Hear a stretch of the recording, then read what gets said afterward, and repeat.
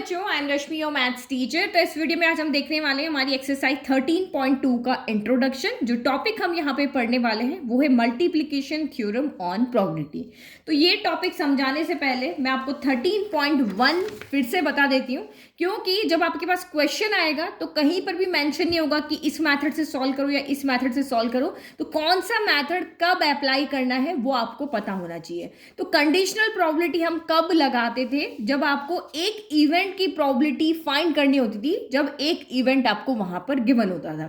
तो इसमें क्या होता था, दो इवेंट है, एक की आपको यहां पे फाइंड होगी और एक इवेंट की प्रोबेबिलिटी आपको यहां पर गिवन होगी। तो इस कंडीशन में हम कंडीशनल प्रोबेबिलिटी का ये वाला फॉर्मूला लगा करके और वहां पे जो भी इवेंट की प्रोबेबिलिटी फाइंड करनी होती थी वो हम कर लेते थे। यहाँ पे यही तो हम कह रहे थे, probability of event E given that F has already occurred, ये कंडीशन हमारी होती थी।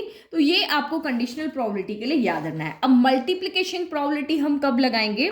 तो आप यहाँ पे देखो, क्या कभी भी ऐसा क्वेश्चन आपके सामने आया है कि हमारा डेक ऑफ कार्ड्स है, यानी 52, पूरा एक कार्ड का सेट है जिसमें 52 कार्ड्स है, और आपको कहा कि इसमें से दो कार्ड्स एक साथ निकालो। एक आप यहाँ पे एस निकालो, एक आप यहाँ पे किंग निकालो। दोनों कार्ड को एक साथ निकालने की क्या प्रोबेबिलिटी होगी? तो इस तरह की कंडीशन जब भी होगी जब एक साथ दो या दो से ज्यादा इवेंट हो रहे हैं। यहाँ पे आपको तीसरा ये भी कह दे कि आप यहाँ पे जैक निकाल करके बताओ, ये तीनों कार्ड आप एक साथ निकाल रहे हो, उसकी प्रोबेबिलिटी बताओ। तो इस तरह की कंडीशन में हम multiplication theorem on probability use करते हैं जब हमें कुछ भी गिवन नहीं होगा और आपको कहेंगे कि आप एक साथ 3-4 इवेंट, यानी दो से ज्यादा इवेंट की आप यहाँ पे प्रोबेबिलिटी फाइंड करो। तो जैसे अलग अलग तो हमको आती है, जैसे आपको कहे कि ये 52 डेक ऑफ कार्ड्स है, इसमें से एस आने की प्रोबेबिलिटी क्या होगी? तो एस कितने होते हैं? 4, और टोटल कितने होते हैं? 52। ओनली किंग की भी यही होगी, क्योंकि 4 किंग होते, जैक की भी यही होगी। लेकिन तीनों को अगर एक साथ निकाल रहे हो तो कैसे हम उसकी प्रोबेबिलिटी फाइंड करेंगे? तो जब भी इस तरह का क्वेश्चन आता है, जब दो या दो से ज्यादा इवेंट एक साथ हो रहे हैं और गिवन कुछ भी नहीं है, तो मल्टीप्लिकेशन थ्योरम ऑन प्रोबेबिलिटी लगाना है। अब इसका फॉर्मूला कैसे बना? फॉर्मूला मैं आपको बना करके बता रही हूँ, समझा रही हूँ, बट क्वेश्चन को हम बिल्कुल हमने जो तरीका पढ़ा है कंडीशनल वाले उससे लगा करके ही हम यहाँ पर सॉल्व कर लेंगे। तो पहले फॉर्मूला, तो फॉर्मूला हमारा कंडीशनल प्रोबेबिलिटी से ही बनेगा। क्यों बनेगा? तो आप यहाँ पे देखो, जैसे आप यहाँ पे कोई भी काम कर रहे हो, जैसे हमारी यहाँ पे बॉल है, ठीक है, ये 2 रेड बॉल है और ये 3 आपकी ब्लैक बॉल है। अब आपको कहा इसमें से एक रेड बॉल और एक ब्लैक बॉल एक साथ हमें निकालनी है। तो कोई भी आप इस तरह से हाथ अंदर डालोगे और जब बॉल निकालोगे तो आपके हाथ में ये तो है नहीं कि एक साथ दोनों बॉल आ जाएगी, या आपको दो न कह के 3 बॉल निकालने के लिए कहे कि भाई 2 रेड निकालो, एक ब्लैक निकालो। तो आप एक साथ तो इस तरह से तीनों बॉल को नहीं उठाओगे, कोई ना कोई इवेंट तो पहले होगा ही। तो ये चीज आपकी कंडीशनल प्रोबेबिलिटी से ही फाइंड होगी। तो देखो, मैं फॉर्मूला लिख लेती हूँ। तो ये दोनों फॉर्मूले लिख दिए। जब ई इवेंट की प्रोबेबिलिटी आपको फाइंड करनी हो और एफ गिवन है तो ये फॉर्मूला आएगा। जब एफ इवेंट की प्रोबेबिलिटी फाइंड करनी हो, ई गिवन है, तो ये फॉर्मूला आएगा। तो यहां से आप देखो, ये दोनों इवेंट एक साथ हो रहे हैं। एक साथ होने का मतलब यहाँ पे क्या हो गया? वर्ड से अगर आप इसको पकड़ोगे तो ए एंड बी क्या हो रहे हैं? एस एंड किंग हम यहाँ पे निकाल रहे हैं। तो एंड का मतलब क्या होता है? एंड का मतलब होता है इंटरसेक्शन। ये काम भी हो रहा है एंड ये भी हो रहा है, तो आप यहाँ पे क्या करोगे? इंटरसेक्शन करोगे। और आपको कहे ये काम हो रहा है और दूसरा, दो में से कोई एक हो रहा है, तो हम यहाँ पे कहते हैं यूनियन। ये चीजें हमने 11th क्लास में पढ़ी हुई है। तो मल्टीप्लीकेशन में क्या हो रहा है? फर्स्ट हो रहा है, सेकंड हो रहा है, first and second and third, and लगा रहे हैं ना, तो इंटरसेक्शन में आएगा। तो इस फॉर्मूले के अंदर आपके पास दो इवेंट के बीच का इंटरसेक्शन है, तो यहीं से हम फॉर्मूला बना लेंगे। तो आप क्या करोगे? इसको उधर भेज दोगे, तो probability of E over F multiply by probability of F equal to probability of E intersection F, यानी एक इवेंट ई और एंड आपका एफ जब दोनों एक साथ हो रहे हैं तो उसको फाइंड करने की प्रोबेबिलिटी का फॉर्मूला हमारा ये रहा। तो मल्टीप्लिकेशन था, इसमें इसलिए बीच में क्रॉस लगा दिया। सेम यहाँ पे भी इसको इधर भेज देते हैं हम, तो प्रोबेबिलिटी ऑफ एफ ओवर ई, फिर ये क्रॉस, क्योंकि यहाँ डिवाइड में उधर जाएगा मल्टीप्लाई में, और ये आपका equal to probability of E intersection F हो गया। तो हम यहाँ पे इसको इस फॉर्मूले से भी मल्टीप्लिकेशन प्रोबेबिलिटी फाइंड कर सकते हैं और इस फॉर्मूले से भी निकाल सकते हैं। क्यों? आप यहाँ पे देखो, क्योंकि आप यहाँ पे खुद डिसाइड करोगे कि मैं पहले एस निकालूं या किंग निकालूं। कभी भी दो इवेंट एक साथ होंगे तो हम उसमें ये मान रहे हैं कि एक पहले हो रहा है और एक बाद में हो रहा है। इसमें से मुझे 4 बॉल एक साथ निकालनी, तो मेरा हाथ चारों बॉल को एक साथ नहीं लेकर के आ सकता, तो मेरे हैंड को डिसाइड करना पड़ेगा कि पहले मैं ई इवेंट कर रहा हूँ या मैं पहले एफ कर रहा हूँ। तो ये यहाँ पे आने का मतलब ही आपका यही है कि अगर आपका पहले यहाँ पे ई हो रहा है तो एफ आपका यहाँ पे क्या हो जाएगा, बाद में होगा। भाई यहाँ पे क्या हो जाएगा, एफ आपका गिवन हो गया ना, डिनोमिनेटर ये वाला क्या होता है, गिवन होता है। तो इसका मतलब गिवन का मतलब क्या हो गया कि हमने एफ वाला काम हम कर चुके हैं, उसकी प्रोबेबिलिटी हम पहले निकाल चुके हैं, अब ई की हम निकाल रहे। तो इस तरीके से होगा। तो क्वेश्चन करेंगे ना तब ये फॉर्मूला कहीं भी नहीं यूज आने वाले हैं। आप बिल्कुल अपने जो आप प्रोबेबिलिटी पढ़ते आए हो उसी से हम यहाँ पे काम चलाएंगे। तो आप यहाँ क्या देख रहे हो, दोनों के राइट इक्वल है, तो दोनों के लेफ्ट भी यहाँ पे क्या इक्वल हो जाएंगे और ये हमारा मल्टीप्लीकेशन का फॉर्मूला बन जाएगा। बट क्वेश्चन जब आप करोगे तब देखना इनकी हमें कोई जरूरत नहीं पड़ेगी।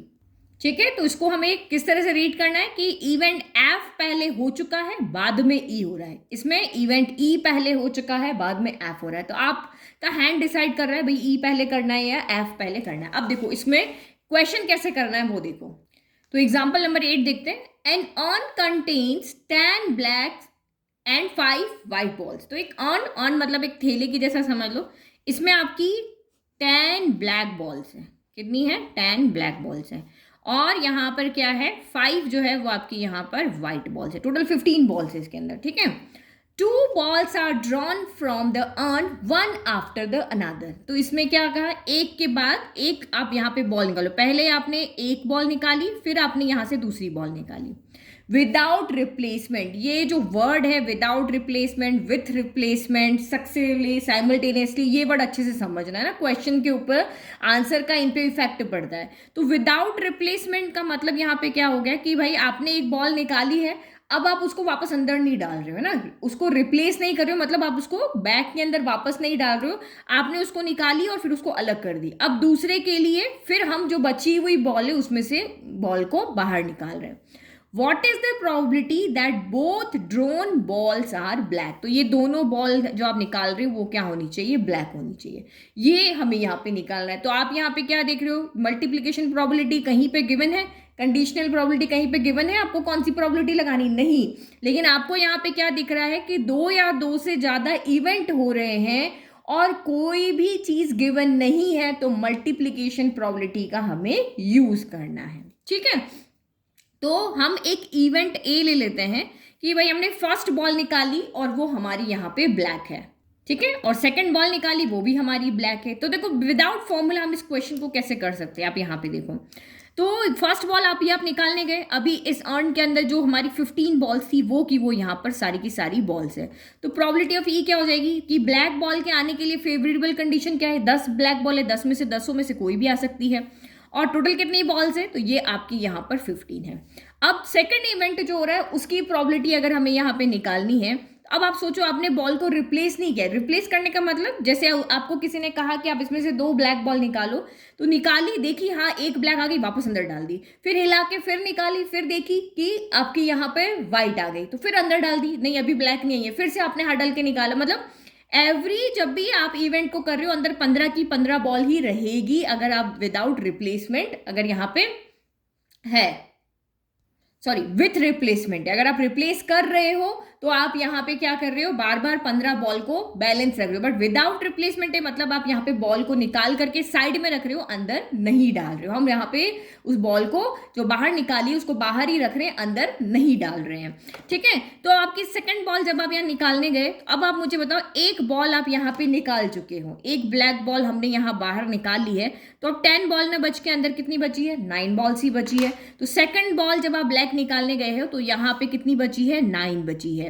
और अंदर टोटल बॉल कितनी, तो टोटल बॉल पहले 15 थी, अब कितनी हो जाएगी, 9 + 5 14 हो जाएगी। तो क्या ये प्रोबेबिलिटी ऑफ एफ आया। अगर मैं एक ब्लैक बॉल निकालने की अगर बात करती तो जो यहाँ है वो यहीं पे आना चाहिए।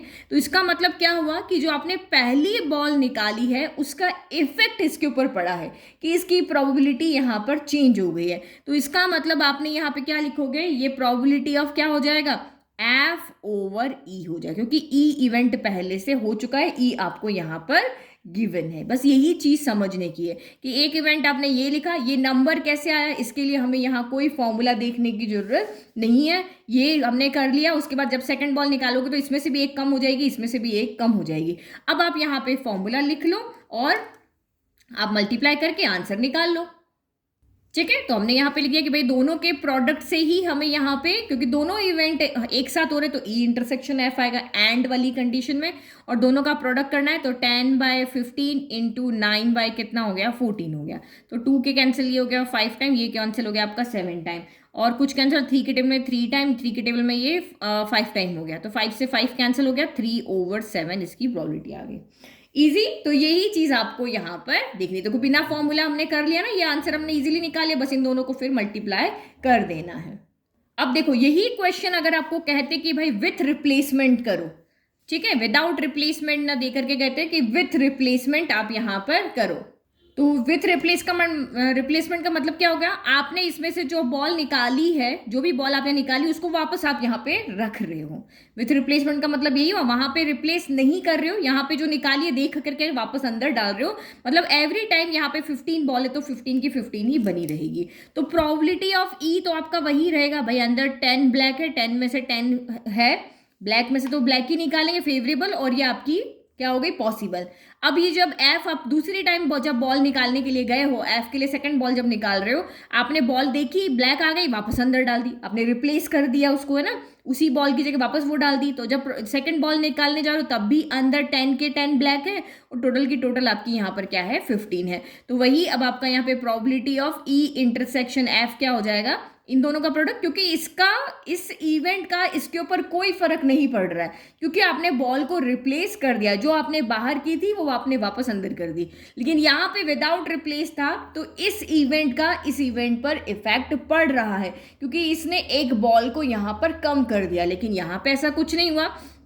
तो probability of E intersection F क्या हो जाएगा, probability of E into probability of F, यानी 10/15 इंटू 10 बाय क्या हो जाएगा 15 हो जाएगा। तो ये क्या हो जाएगा आपका इंडिपेंडेंट इवेंट हो गया, इस इवेंट का इस पे कोई फर्क नहीं, इस इवेंट का इस पे कोई फर्क नहीं है, ये दोनों इवेंट आपके आपस में इंडिपेंडेंट, एक दूसरे पे फर्क नहीं डाल रहे हैं। तो जब भी विथ रिप्लेसमेंट वाली कंडीशन आएगी तो हम ये वाला फॉर्मूला लगाएंगे, ये अभी हम आगे देखेंगे, बट क्वेश्चन के साथ समझाने से आपको दोनों में क्या डिफरेंस है वो समझ में आ गया। तो मल्टीप्लाई तो आप यहाँ पे कर लोगे, 5 2 10, 5 3 15, 5 2 10, 5 3 15, 4 2 2 4, 3 3 9 हो गया, है ना। तो ये हमारे हो गए। वर्ड समझने बहुत आपको जरूरी है, नहीं तो क्वेश्चन में आप गलती कर दोगे। तो multiplication rule of probability for more than 2 events, तो ये नेक्स्ट टॉपिक है आपका कि अगर 2 से ज्यादा इवेंट्स अगर हो रहे हैं तो क्वेश्चन को कैसे सॉल्व करेंगे। तो कुछ भी रटना नहीं है, जो हमने अभी पीछे एग्जाम्पल में सीखा वही करेंगे। Let E F and G are 3 events of sample space, then we have, तो यहाँ हम देखेंगे पहले विदाउट रिप्लेसमेंट, क्योंकि वर्ड का बहुत ज्यादा यहाँ पर विदाउट रिप्लेसमेंट, एक सेकंड, ठीक है। तो अब आप यहाँ पे रिप्लेस नहीं कर रहे हो, जो बाहर एक बार आ गया वो आ गया। तो आप यहाँ पे देखो, मैंने एक 10 निकालना है, एक किंग निकालना है और एक क्वीन निकालना है, मैंने अभी 3 का ही समझा रही हूँ, आप आगे आगे करोगे तो आपको आगे का भी समझ में आ जाएगा, ठीक है। तो ई इवेंट है 10 निकालने के लिए, एफ इवेंट है किंग निकालने के लिए, और जी इवेंट है आपका यहाँ पर क्वीन निकालने के लिए। तो यहाँ देखो पहले फॉर्मूला बनाते हैं हम। तो यहाँ पे तीनों एंड आ रहा है बीच में, एंड मतलब यहाँ पे क्या हो गया, प्रोबेबिलिटी ऑफ ई, एंड मतलब इंटरसेक्शन एफ इंटरसेक्शन जी, क्योंकि तीनों इवेंट यहाँ पे हो रहे हैं, ठीक है।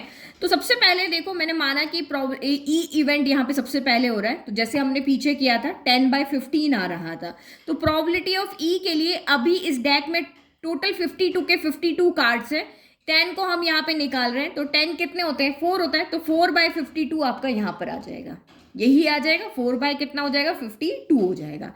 अब उसके बाद में मल्टीप्लाई, अब हम जा रहे हैं इवेंट एफ के पास में, तो जब हम इवेंट एफ को करने जा रहे हैं तो क्या ई का उस पर इफेक्ट नहीं पड़ेगा, क्या एफ का भी यही हो जाएगा सेम 10/52 ही हो जाएगा, सॉरी 4/52 ही हो जाएगा, नहीं होगा। क्यों? क्योंकि आप यहाँ से एक कार्ड उसमें से निकाल चुके हैं, तो ये 52 ना होकर के नीचे 51 आएगा।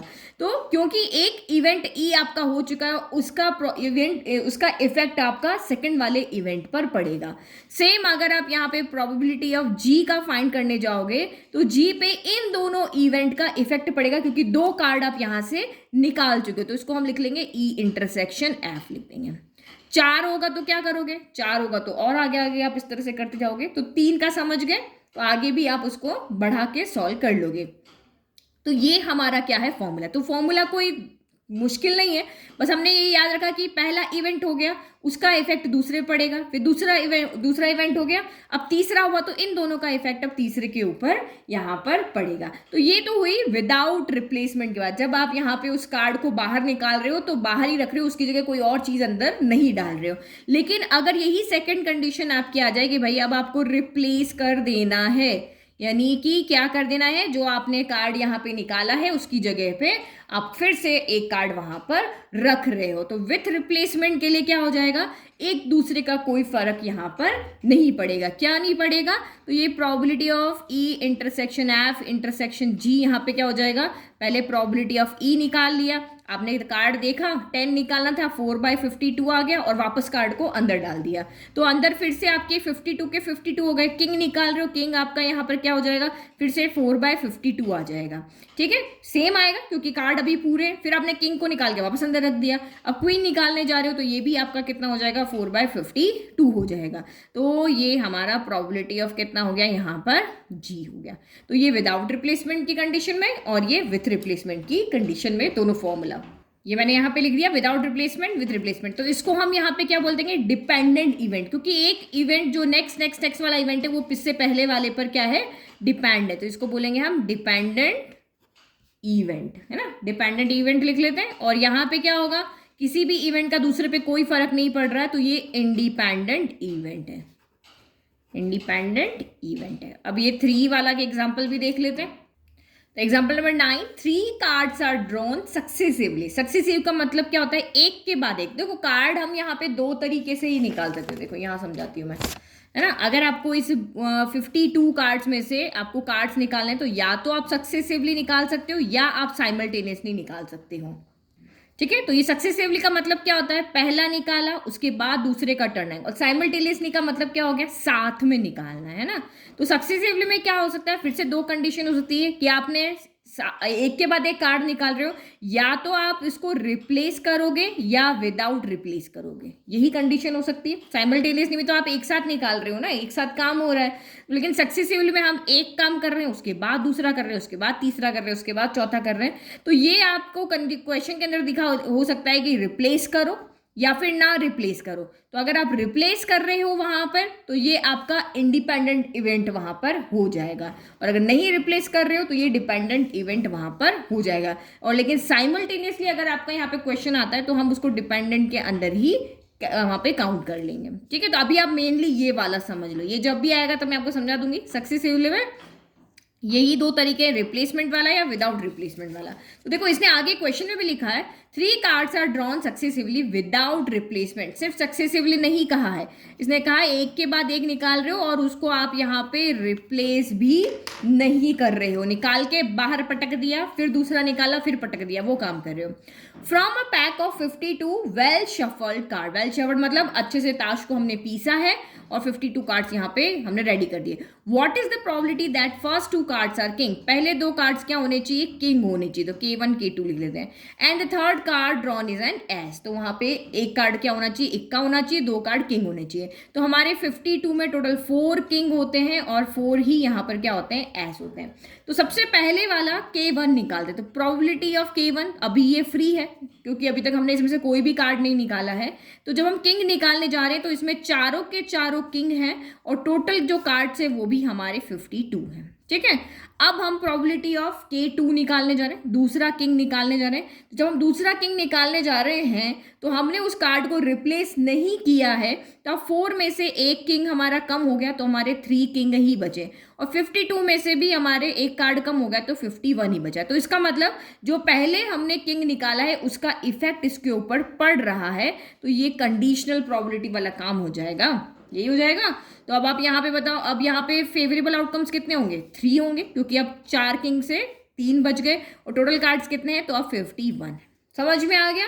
अब हम जा रहे हैं एस निकालने। जब आप एस निकालने जा रहे हो तो अब हमारे एस तो 4 के 4 ही है, लेकिन कार्ड अब यहाँ पे कम हो गए, क्योंकि 52 थे, 52 में से हम 2 कार्ड निकाल चुके हैं। तो यहाँ पे इन दोनों का फर्क इसके ऊपर भी पड़ रहा है, ठीक है, क्योंकि आपका ये वर्ड प्रॉब्लम है तो आपको प्रॉपर क्वेश्चन लिखना पड़ेगा। K1 फर्स्ट किंग है, K2 सेकंड है, ए मीन्स ए से यहाँ मीनिंग क्या है, तो वो आप अपने एग्जाम्पल में से देख करके लिख देना कि क्या क्या सेंटेंस या क्या क्या वर्ड्स यहाँ पे लिखने पड़ेंगे, ठीक है। तो अब एस जब निकालने गए तो अंदर टोटल एस कितने हैं, 4 है, लेकिन टोटल कार्ड्स अब पॉसिबल आउटकम्स कितने हैं, तो 50 है। तो कुछ फॉर्मूला हमने याद नहीं रखा। अभी तीनों को निकालने का मतलब ये भी निकालना, ये भी निकालना, ये निकालना, मतलब इंटरसेक्शन आएगा। ये तो हमने 11th में पढ़ा है कि एंड जब भी होगा तो इंटरसेक्शन आएगा। अब इन तीनों का प्रोडक्ट कर दो, probability of K1 into probability of K2 over K1 into probability of K2 intersection K1 हो गया। चलो करो मल्टीप्लाई, 4/52 इंटू 3/51 इंटू 4/50 हो गया। सॉल्व तो आप कर लोगे, पीछे आंसर आपका दिया हुआ है, आप इसको सॉल्व कर लेना। तो मैं सिर्फ बुक में से सीधा का सीधा आंसर यहाँ पर लिख लेती हूँ। हमारा क्या था ये एग्जाम्पल ना, 2/5525 यहाँ पे रहा। समझ गए ना। तो ये देखो कहीं पे कुछ याद करने का नहीं पड़ा, जो हमारा कैलकुलेशन कहती है, जो हमने प्रोबेबिलिटी सीखी हुई है उसके अकॉर्डिंग हमने ये क्वेश्चन भी सॉल्व कर लिया। नाउ नेक्स्ट टॉपिक है हमारा इंडिपेंडेंट इवेंट। ये मैं आपको पहले से बता चुकी हूँ कि जब एक इवेंट का इफेक्ट दूसरे पर नहीं पड़ता है तो उस 2 इवेंट को इंडिपेंडेंट कहते हैं। तो ये कब नहीं पड़ेगा, जब आपको क्वेश्चन के अंदर यहाँ पे दिया होगा विथ रिप्लेसमेंट। क्वेश्चन में अगर आपको कहा है कि आपने बाहर निकाला फिर अंदर रख दिया, बाहर निकाला फिर अंदर रख दिया, जब तो रखोगे तो बैग में जितना सामान है उतना का उतना ही रहेगा, तो चाहे कितने ही इवेंट कर लो प्रोबेबिलिटी तो सेम ही रहेगी ना, एक इवेंट का दूसरे में फर्क नहीं पड़ेगा। तो यही हमारा यहाँ पर क्या हो जाएगा, इंडिपेंडेंट इवेंट हो गया। तो मैंने आपको दोनों में समझाया था, ये यहाँ पर भी बताया था कि आपने रिप्लेस कर दिया तो probability of E intersection F का फॉर्मूला ये बन जाए, क्योंकि जब आप काम पहले इवेंट कर चुके हो उसका फर्क यहाँ पे नहीं पड़ रहा है, लेकिन यहाँ पे उसका इफेक्ट पड़ रहा था। सेम हमने अभी यहाँ पर भी देखा कि इसके अंदर भी कि अगर आपने विथ रिप्लेसमेंट काम कर रहे हो तो तीनों की प्रोबेबिलिटी अलग अलग आएगी, कोई फर्क नहीं पड़ रहा कि आपने इसमें से कितने इवेंट पहले कर चुके हो। तो इसका मतलब यहाँ पे क्या हो गया कि प्रोबेबिलिटी ऑफ एफ ओवर ई क्या हो जाएगा, प्रोबेबिलिटी ऑफ एफ के इक्वल ही होगा, क्योंकि ई का फर्क इस पर कुछ भी नहीं पड़ रहा। तो इसका मतलब क्या हो गया, ये इंडिपेंडेंट इवेंट के अंदर probability of F over E probability of F बन जाएगा, और probability of G over E intersection F probability of G बन जाएगा। सेम यहाँ पे भी यही हुआ कि प्रोबेबिलिटी ऑफ एफ जो है वो F probability F over V probability of F के क्या हो जाएगा, इक्वल हो जाएगा, क्योंकि इसमें फर्क नहीं पड़ रहा। तभी तो आपका ये यहाँ आ गया और ये यहाँ पर आ गया ना, क्योंकि विथ रिप्लेसमेंट की वजह से इनकी प्रोबेबिलिटी ये चेंज हो गई। तो जब भी विथ रिप्लेसमेंट की बात जब भी आएगी तो ये इसके इक्वल और ये इसके इक्वल हो जाएगा, ठीक है। तो मैंने यहाँ फॉर्मूला लिख दिया कि ई इंटरसेक्शन एफ ये हो जाएगा, तो इसका मतलब प्रोबेबिलिटी ऑफ एफ ओवर ई इसके, ये क्योंकि आपको 1 मार्क में क्वेश्चन पूछ सकते हैं कि प्रोबेबिलिटी एफ ओवर ई किसके इक्वल होगा अगर इवेंट इंडिपेंडेंट है, तो ये दोनों चीज आप यहाँ पे याद रखना। चलो इससे रिलेटेड भी एक एग्जाम्पल कर लेते हैं। फिर 2 यहाँ पे थ्योरम जैसे हैं, एग्जाम्पल नंबर 13 एंड 14, 11 12 बहुत ईजी है, वो आप यहाँ पे खुद कर लोगे। 13 एंड 14 में यहाँ पे करवा देती हूँ क्योंकि प्रूव दैट जैसे क्वेश्चन है। चलो एग्जाम्पल नंबर 10 देखते हैं। अ डाई इज थ्रू, एक डाई को आपने थ्रू किया तो सैंपल स्पेस में क्या क्या आ जाएगा, 1 आएगा, 2 आएगा, 3 आएगा, 4 आएगा, 5 आएगा एंड 6 आएगा, यही 6 एलिमेंट आएंगे। If E is the event the number appearing is a multiple of 3, तो ई एक इवेंट है जिसमें कह रहा है कि वो एलिमेंट लिखो कि भाई जो वो नंबर 3 के मल्टीपल होने चाहिए। तो ई में आपके कौन से नंबर आएंगे, एक 3 आएगा, एक आपका 6 आएगा। The number appearing is a multiple of 3, यानी आप डाई को थ्रो कर रहे हो, 3 के मल्टीपल जो आ रहे हैं वो नोट डाउन करो। तो 3 के मल्टीपल 2 ही नंबर है। फिर इसने कहा कि एफ वो इवेंट है the number appearing is even, तो वो नंबर जो इवन है उसको एफ इवेंट में लिखो, 2 है, 4 है, 6 है, ठीक है। तो ई इवेंट में वो नंबर लिखे जो 3 के मल्टीपल है, और एफ इवेंट में वो लिखे जो the number appearing is even है। Then find whether E and F are independent, तो ये कह रहा है कि आप यहाँ पे शो करके बताओ या प्रूव करके बताओ कि ये दोनों इवेंट इंडिपेंडेंट है या नहीं है। तो कोई भी इवेंट, 2 इवेंट है तो कोई भी इवेंट इंडिपेंडेंट कब होगा, जब उसका ई इंटरसेक्शन एफ अगर probability of E cross probability of F के इक्वल आ जाता है। अगर ये हो जाता है तो ये इंडिपेंडेंट है। तो आप यहाँ पे देखो, सबसे पहले हम ई इंटरसेक्शन एफ निकालते हैं। तो ई इंटरसेक्शन एफ यहाँ पे कितना हो गया, देखो यहाँ 3 है, यहाँ नहीं है, यहाँ 6 है, यहाँ है, यहाँ 2 4 है, यहाँ नहीं। तो ई इंटरसेक्शन एफ में ओनली एक एलिमेंट आया 6। तो इसकी probability of E intersection F कितना हो जाएगा भाई, एक element divided by favourable outcome divide by possible outcome. ना प्रोबेबिलिटी ऑफ ई निकालो, तो ई के अंदर 2 एलिमेंट है, तो फेवरेबल 2 और पॉसिबल कितने हो गए, 6 हो गए। फिर प्रोबेबिलिटी ऑफ एफ निकालो, फेवरेबल कितने हो गए, 3 हो गए, और पॉसिबल कितने हो गए, तो 6 हो गए। अब ये तो आपका ये आ गया, हम राइट साइड को सॉल्व करके देखते हैं। अगर ये लेफ्ट के इक्वल आ जाता है तो ये एक इंडिपेंडेंट इवेंट है। तो probability of A into probability of F, तो ये क्या हो जाएगा, 2/6 इंटू 3/6 हो गया। तो 3 2 6, 6 6 कैंसिल, ये 1/6 के इक्वल आ गया। और 1/6 हमारा किसके इक्वल है, probability of A intersection F के इक्वल है। तो इसका मतलब क्या हो गया, लेफ्ट इक्वल टू आपका राइट आ रहा है, दैट मीन्स ये दोनों क्या है, एक इंडिपेंडेंट इवेंट। तो क्या लिखोगे, hence E and F are independent, E and F are independent event. Easy. और अगर ना कहे तो आपको क्वेश्चन में यहाँ पे देख करके कहे कि ये शो करो, मोस्टली यहाँ पे शो करने वाले ही क्वेश्चन है आपके इंडिपेंडेंट के इवेंट के अंदर है। चलो ये तो आपको समझ में आ गया किस तरीके से आपको यहाँ पे करना है। चलो अब एग्जाम्पल नंबर 13 14 देख लें। तो एग्जाम्पल नंबर 13 यहाँ पे क्या कर रहा है, prove that if E and F are independent events. अगर E and F independent events है, मतलब इसका इस पे कोई इफेक्ट नहीं, इसका इस पे कोई इफेक्ट नहीं है, then so are the events E and F dash. जो कह रहे हैं कि अगर ई एफ इंडिपेंडेंट है तो ई एंड एफ डैश भी इंडिपेंडेंट होंगे। इसके साथ में मैं ऐड ऑन कर रही हूँ कि ई डैश एंड एफ भी इंडिपेंडेंट होंगे and E dash and F dash भी इंडिपेंडेंट होंगे। तो ये क्वेश्चन सबसे अच्छा मैं आपको सेट थ्योरी से समझा सकती हूँ। देखो आप इंडिपेंडेंट का यहाँ पे दिखाने का बहुत ईजी और अच्छा तरीका देखो कैसे, हम फिगर से बहुत अच्छे से हमें समझ में आता है। लेट की ये ई इवेंट है, इसमें सारे ई इवेंट के एलिमेंट्स है। जैसे अभी क्वेश्चन देखा था ना 3 6 3, ये पूरा 1 2 3 4 5 6, एक डाई है तो इसमें 3 6 आ रहा है और इसमें क्या आ रहा था आपका 2 4 6 आ रहा था। तो एक हमारा कॉमन था, 6 यहाँ पे लिख दिया। तो ये ई इवेंट है, ये आपका यहाँ पर एफ इवेंट है। तो आपने कहा कि, इसने कहा कि ई एंड एफ यहाँ पर क्या है, इंडिपेंडेंट है। ठीक है, तो पहले फिगर को कंप्लीट कर लेते हैं। ये क्या होगा, ये जो सेंटर सेंटर सेंटर वाला है, ये यहाँ पे क्या होगा, तो ये ई इंटरसेक्शन एफ होगा।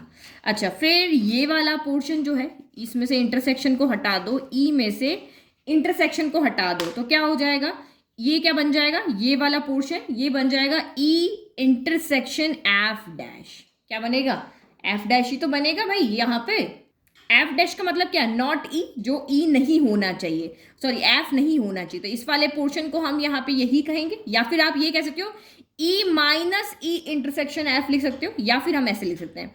अच्छा, फिर आपका ये वाला पोर्शन यहाँ पे क्या होगा, तो इस डायग्राम में आपको क्या समझ में आएगा कि सच में ये इंडिपेंडेंट है। देखो ये वाला जो पोर्शन होगा यहाँ पे क्या होगा, अभी यहाँ पर एफ है और हमें ई नहीं है, तो इसका मतलब ये वाला यहाँ पे क्या हो जाएगा, ई डैश इंटरसेक्शन एफ हो जाएगा। ठीक है, और जो ये बाहर जो खाली खाली यहाँ पे रहा है, ये आपका यहाँ पे क्या हो जाएगा, जो खाली खाली पोर्शन है, ई डैश इंटरसेक्शन एफ डैश, जहाँ ई भी नहीं है और एफ भी नहीं है, ये वाला पोर्शन हो गया। तो ये इसलिए समझाया क्योंकि ये 3 चीजें यहाँ पे। अब हम यहाँ पे इसको प्रूव करने में चलते हैं।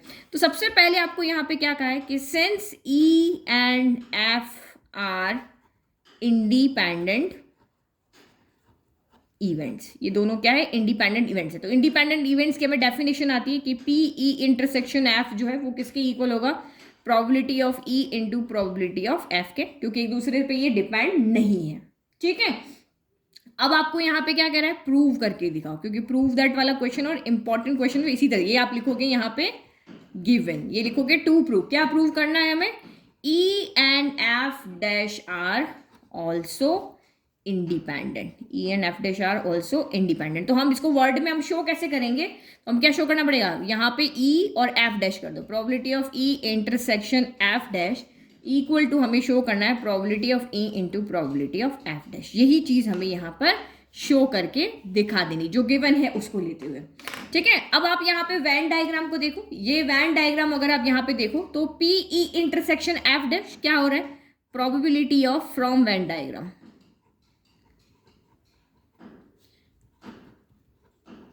From Venn diagram, probability of E intersection F dash यहाँ पे क्या हो रहा है, तो मैंने अभी आपको कहा ई में से आप ई इंटरसेक्शन वाले पार्ट को हटा दो तो ओनली हमारा ये येलो वाला पार्ट ही बचेगा। ई इंटरसेक्शन एफ डैश में ही होगा, यही बचेगा। तो यहाँ पे हम क्या लिखेंगे भाई, प्रोबेबिलिटी ऑफ ई में से आप probability of E intersection F यहाँ से हटा दो।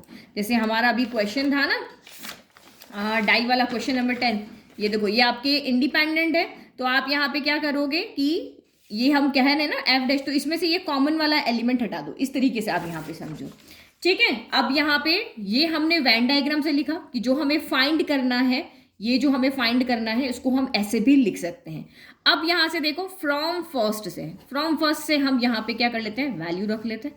तो यहाँ देखो probability of E minus probability of E cross probability of F हो गया। अब यहाँ से प्रोबेबिलिटी ऑफ ई दोनों में से क्या जाएगा, कॉमन, तो प्रोबेबिलिटी ऑफ ई हमने कॉमन लिया, तो अंदर क्या बच गया यहाँ से 1 माइनस प्रोबेबिलिटी ऑफ क्या बच गया, एफ बच गया, ये बच गया। और हमने 13.1 में हमने पढ़ा था, क्या पढ़ा था कि probability of E plus probability of E dash क्या होता है, 1 होता है। तो हमें 1 माइनस प्रोबेबिलिटी, यानी ये उधर चला गया तो प्रोबेबिलिटी ऑफ ई डैश कितना हो जाएगा, 1 माइनस प्रोबेबिलिटी ऑफ ई हो जाएगा, यही हमने पढ़ा था। तो 1 माइनस प्रोबेबिलिटी ऑफ ई की जगह क्या लेंगे, ई डैश है, तो यहाँ पे क्या हो जाएगा, एफ डैश हो जाएगा। तो probability of E cross probability of F dash हो गया। तो देखो मैंने कहा था ना बिना वेन डायग्राम से ये प्रूफ नहीं होगा, तो ये आपको समझना जरूरी। तो इसको हम बस क्या किया हमने, इसको हम ऐसे ना कह के ऐसे भी लिख सकते हैं, ऐसे लिख करके और जो गिवन था उसको यूज करके हमने यहाँ पे शो कर दिया कि probability of E intersection F dash है वो इन दोनों एलिमेंट के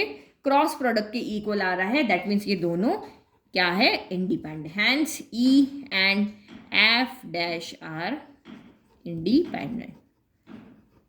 अब सेम आप यहाँ पे ये वाला पार्ट भी कर लोगे, ई डैश एंड एफ के लिए लिखोगे तो सेम यही वाली चीज लिखोगे।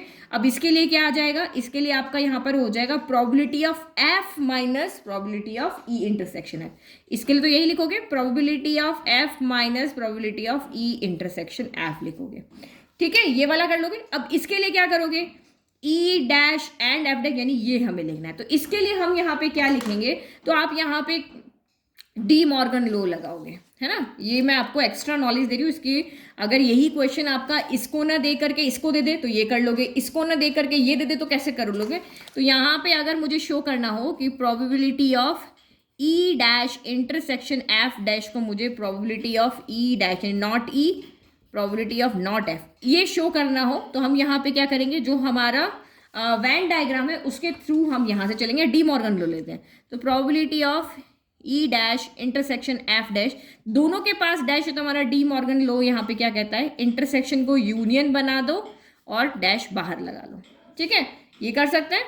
फिर इसको हम ऐसे लिख सकते हैं, ये जो भी ऊपर लिखा हमने, ठीक है। तो आप लिखो यहाँ पे ये क्या हो जाएगा, 1 minus probability of E union F हो जाएगा, ठीक है। तो ये हो गया हमारा कॉम्प्लीमेंट का। और अब आप इसको कैसे सॉल्व करोगे, ई यूनियन एफ का हमारे पास फॉर्मूला है, क्या है, probability of E plus probability of F minus probability of E intersection F, यही फॉर्मूला है ना हमारे पास में।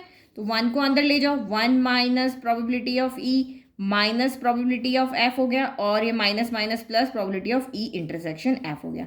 अभी ई इंटरसेक्शन एफ हमें क्वेश्चन के अंदर गिवन है तो ये पुट कर लो। तो मैंने आपको एक ही क्वेश्चन में 3 क्वेश्चन कर दिए ना। तो हमें ई dash probability of E dash चाहिए, तो वो तो हमें यहाँ से मिल गया, तो मैं यहाँ से लिख दी प्रोबेबिलिटी ऑफ ई डैश या नॉट ई हो गया, माइनस प्रोबेबिलिटी ऑफ एफ को एज इट इज रखा, और ये इसका मतलब क्या था, probability of E cross probability of F हो गया यहाँ पर, ठीक है। तो अब यहाँ से क्या करें, प्रोबेबिलिटी ऑफ ई डैश तो हम यहाँ लिख चुके हैं, माइनस यहाँ से प्रोबेबिलिटी ऑफ एफ कॉमन आ रहा है, तो यहाँ से क्या बचा, माइनस लिया, 1 माइनस प्रोबेबिलिटी ऑफ ई बच रहा है। इसका मतलब हमें पहले नहीं लिखना था, है ना, पहले लिखा तो ये एक ज़्यादा आ रहा है, एक सेकेंड रुको, नहीं ना, उससे तो कोई फर्क नहीं पड़ेगा, हम यहाँ से ई डैश लिख लेते हैं। तो प्रोबेबिलिटी ऑफ ई डैश हो गया, यहाँ से क्या हो गया, minus probability of F probability of E dash हो गया। Probability of E dash common निकालो, तो प्रोबेबिलिटी ऑफ ई डैश बाहर निकाला तो कितना बचा, 1 माइनस प्रोबेबिलिटी ऑफ एफ बचा। तो 1 माइनस प्रोबेबिलिटी ऑफ एफ क्या हो जाएगा, ई डैश बन जाएगा, सॉरी एफ है ना, एफ डैश बन जाएगा, हो गया। तो ये थोड़ा अलग था, जहाँ पे सेट थ्योरी थोड़ी ज़्यादा लग रही थी, तो वो मैंने आपको सॉल्व करके बता दिया। नेक्स्ट एग्जाम्पल, तो एग्जाम्पल नंबर 14 क्या कह रहा है, if A and B are 2 independent event. देखो जो जो गिवन है वो हम यहाँ पे सॉल्व करते हुए चलते हैं। अब आपको यहाँ पे क्या है, A and B independent event है, तो probability of A intersection B यहाँ पे क्या हो जाएगा, probability of A cross probability of B हो जाएगा, क्योंकि इंडिपेंडेंट आपको इवेंट दिया हुआ है. Then the probability of occurrence of at least one of A and B is given by. तो कह रहा है ए एंड बी के इवेंट तो इंडिपेंडेंट है, but the probability of occurrence of इन दोनों में से एटलीस्ट एक हो जाए. अब एटलीस्ट एक हो जाएगा मतलब क्या है, या तो अकेला ए हो जाए, या अकेला बी हो जाए, या फिर दोनों ही हो जाए. यही चीज आपकी यहां पर है कि या तो ये हो जाए या ये हो जाए, या तो प्रोबेबिलिटी ऑफ ए हो जाए या बी हो जाए, या फिर आप यहां पे दोनों के दोनों हो जाए.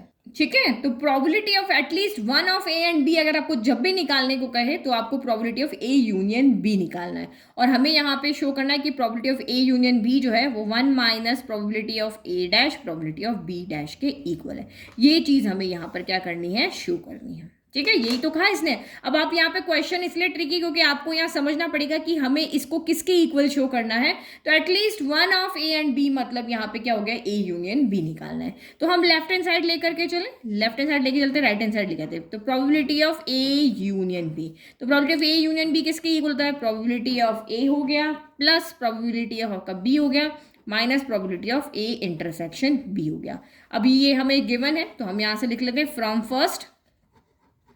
ठीक है, तो फ्रॉम फर्स्ट से हम वैल्यू रख लेते हैं. तो probability of A plus probability of B minus probability of A intersection B की जगह probability of A cross probability of B हो गया. तो अभी हमने 13 में सॉल्व किया था, सेम यहाँ पे भी वैसे ही हो जाएगा. ये प्रोबेबिलिटी ऑफ ए हो गया प्लस प्रोबेबिलिटी ऑफ बी, यहाँ से आप कॉमन ले लो तो क्या बचा, 1 माइनस प्रोबेबिलिटी ऑफ ए बचा. तो 1 माइनस प्रोबेबिलिटी ऑफ ए अब तो समझ ही गए होंगे कितनी बार हमने यूज कर लिया. तो ये हो गया probability of A plus probability of B, और ये आपका यहाँ पर क्या हो गया, प्रोबेबिलिटी ऑफ ए डैश हो गया. ठीक है, अब यहाँ प्रोबेबिलिटी ऑफ ए डैश है तो हम यहाँ पर भी बना सकते हैं. कैसे, इसकी जगह भी वैल्यू रख दो. ये हमने इसकी जगह रखा, काम किया ना, तो इसकी जगह भी कर लेते हैं क्योंकि हमें ए डैश चाहिए, ये तो चाहिए ही नहीं. तो इसको हम 1 minus probability of A dash लिख सकते हैं plus probability of B probability of A dash. चलो, प्रोबेबिलिटी ऑफ ए डैश इसमें से और इसमें से कॉमन आ रहा है, तो 1 minus probability of A dash आप यहाँ से कॉमन ले. तो यहाँ से क्या बचा, माइनस का बाहर लिया तो यहाँ से बचा 1, और यहाँ से प्लस है तो ये हो जाएगा माइनस प्रोबेबिलिटी ऑफ बी हो जाएगा. तो 1 माइनस प्रोबेबिलिटी ऑफ बी कितना हो जाएगा, प्रोबेबिलिटी ऑफ बी डैश हो जाएगा, प्रोबेबिलिटी ऑफ बी डैश. और यही हमें शो करना था, which is equal to right hand side. ठीक है, तो ये छोटी छोटी चीज़ें आप ध्यान रखो, क्वेश्चन में क्या कह रहा है और हमें क्या वहाँ पर फाइंड करना है. तो आई होप आपको ये पूरा इंट्रोडक्शन विथ एग्जांपल अच्छे से समझ में आया. अब ट्राई करो कि आप यहाँ पे 13.2 खुद से सॉल्व करो. एटलीस्ट आप यहाँ पे 11 क्वेश्चन तक आप इजीली सॉल्व कर लोगे क्योंकि सारे फॉर्मूला बेस्ड क्वेश्चन हैं. Thank you.